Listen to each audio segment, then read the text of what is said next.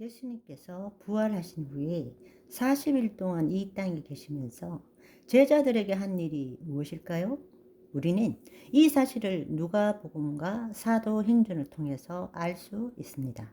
사도행전은 예수 그리스도의 부활, 승천 이후에 최초의 30년간의 기독교 역사에 관한 기록이라고 볼 수 있습니다. 그때 성령님이 임하시고 성령 행전이라고 볼 수 있죠. 그래서 사도행전의 시작도 끝도 하나님 나라에 대한 이야기입니다. 예수님께서 우리에게 말씀하신 것이 무엇입니까?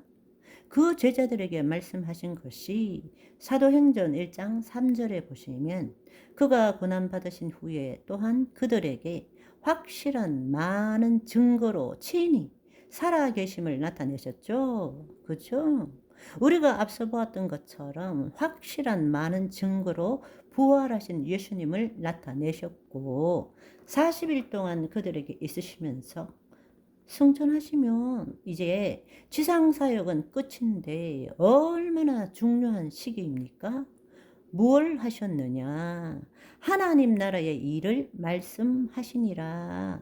하나님 나라에 대해서 하나님의 통치에 대해서 말씀하셨다라는 것입니다. 그렇기 때문에 그 제자들이 행했던 초기 30년의 기록을 나타낸 사도행전의 시작도 하나님 나라고 끝도 하나님 나라입니다.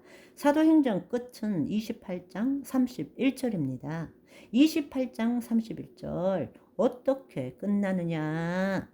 하나님 나라를 전파하며 사도 바울이 하나님의 나라를 전파하며 주 예수 그리스도에 관한 모든 것을 담대하게 거침없이 가르치더라. 예수님이 이 땅에 오셔서 제일 먼저 하신 것이 뭡니까?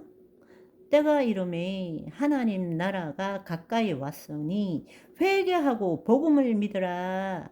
나는 이 일로 이 땅에 왔다 말씀하셨잖아요. 성령에 힘입어 귀신을 쫓아낸 것이면 하나님 나라가 이미 너희에게 임하였느니라.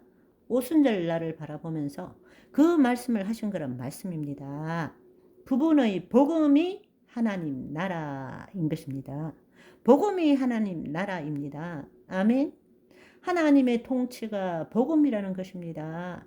그러니까 사도행전의 시작도 끝도 하나님 나라에 관한 거예요. 그런데 우리는 어디에 관심이 있습니까? 우리는 어디에 관심이 있느냐고. 우리는 뭘 가르치느냐고요. 우리는 하나님 나라는 죽고 난 다음에 그때 가는 나라가 천당이라고 생각을 하고 있어요. 단지 예수 그리스도를 믿고 제사함 받고 구원을 얻었으니까 열심히 신앙생활 하고 때 되면 천당 간다. 천국 가면 모든 것이 이루어진다. 예수님은 이 땅에 도래한 우리 안에 우리 속에 도래한 하나님 나라의 그 좋은 소식을 알려주려 했는데 우리는 이 땅에서 내가 나는 나 하면서 내가 열심히 신앙생활을 했어 때 되면 천당 천국 하나님 나라 간다라는 그런 신앙생활을 하고 있다라는 것입니다. 얼마나 안타까운 일입니까? 하나님 나라는 여기 눈으로 볼 수 있는 것이 아니라 하나님 나라는 우리 안에 있다라는 사실입니다. 하나님의 통치함을 우리가 받아야 한다는 것입니다. 우리가 하나님의 통치함을 받을 때 나라가 임하옵시고 뜻이 하늘에서 이름같이 땅에서 이루어지는 삶을 살 수 있게 된다는 것입니다. 우리는 관심이 어디에 있느냐? 하나님 나라와 의 빼고는 다 해보고 있는 거예요. 예수님이 말씀하신 것은 하나님의 통치, 그 좋은 소식을 알려주러 오셨는데 우리는 그 통치와 그의 의를 빼고 나머지를 다 하고 있는 거예요. 수많은 프로그램들과 수많은 노력들 다 해보지만 그의 나라와 그의 의는 구하지 않고 있습니다. 너무나 안타까운 일이죠. 하나님 나라는 언제 오느냐? 성령 강림 이후로 오는 것입니다. 하나님 나라는 말에 있지 않고 능력에 있습니다. 능력 이러면 말씀이 중요하지 능력이 중요하지 않다. 아니요. 말씀이 안 중요하다는 것이 아니라 말씀이 하나님이시라면 그 하나님이 내 안에 계신다면 나를 통해서 하나님의 능력이 나타나는 것은 너무나 당연한 이야기입니다. 너무 안타까운 일이죠. 예수님께서 왜 제자들에게 하나님 나라 일을 가르치셨을까? 그 가르치신 하나님 나라의 일은 또 뭘 말할까? 왜 가르쳤는가? 한마디로 말해서 제자들이 여전히 예수님이 말씀하신 하나님 나라를 제대로 이해 못하고 있었기 때문에 부활하셨어도 다시 가르쳐 주신 것입니다. 그 당시에 유대인들은 예수님을 메시아로 생각하지 않고 오는 메시아는 바로 다윗 왕국을 재건하는 이스라엘을 회복시키는 그 메시아가 올 거라고 생각했던 것입니다. 그러나 예수님이 말씀하시는 그 다윗의 자손 예수 그리스도가 말하는 나라는 이 땅의 어떤 영역이나 다윗 왕조의 재건이 아니라 하나님의 통치가 임한다라는 것입니다. 저 잘났다 하는 인간들이라 해도 쫌생이 같은 인간들이 성령 받지 못한 상태로는 하나님의 그 크신 스케일을 어찌 짐작이나 하겠습니까? 하나님의 나라, 하나님의 통치는 이스라엘뿐만 아니라 온 세계, 예수 그리스도를 믿는 이방인이나 헬라인에게나 누구에게나 적용되는 아멘.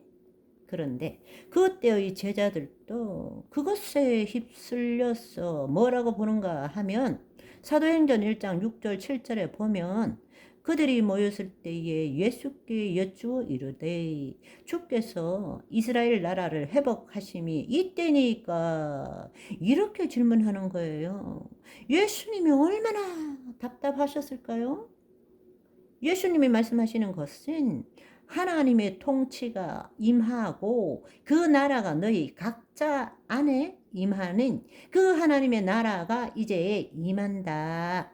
그걸 가르쳐 주셨는데 제자들은 여전히 그 이스라엘의 구약의 그 종교에 사로잡혀서 와, 이제 예수님이 부활하셨으니까 이제 다윗 왕으로 오셔가지고는 이스라엘을 다시금 회복시키는 이스라엘 나라가 회복되는 거라고 이렇게 질문한 거예요.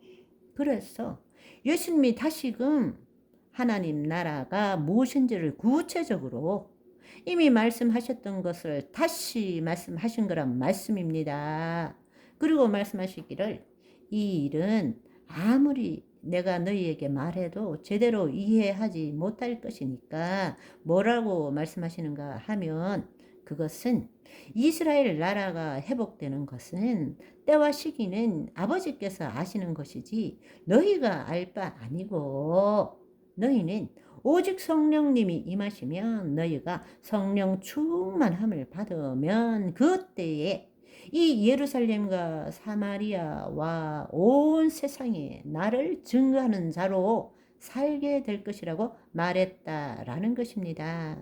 그러니까 하나님 나라의 도래라는 것은 이스라엘 나라의 회복과는 다른 차원에서 일어나는 것이고 이스라엘 백성에게만 해당되는 것이 아니라 누구든지 예수 그리스도를 믿는 모든 자에게 이루어지는 것이고 그것은 물과 성령으로 거듭난 자에게 주어지는 것이란 말씀입니다.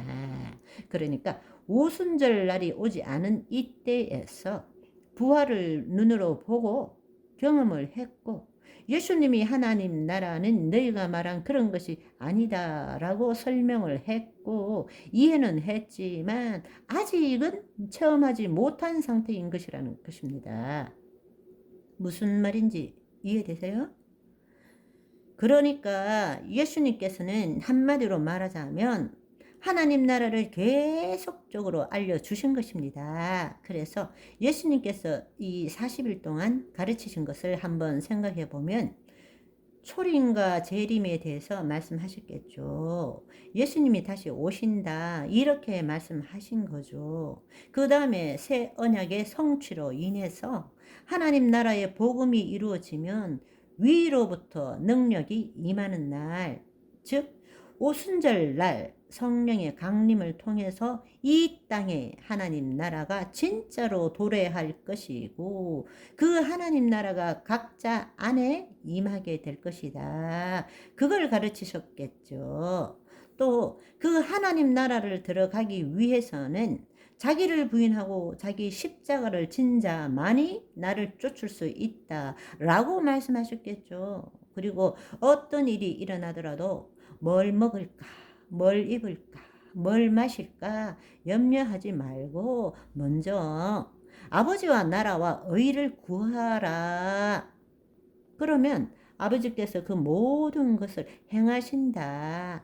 내일 아궁이에 던지우는 들풀도 하나님께서 이처럼 입히시거늘 하물며 너희들일까 보냐 믿음이 적은 자들아 내가 다시 올 때 그 믿음을 보겠느냐 이렇게 말씀하신 것입니다. 예수님이 다시 오셔서 너희는 내가 원하는 믿음을 가졌구나 칭찬하시며 상급과 면류관과 기업을 크게 받으시는 저와 여러분이 되시기를 소망합니다.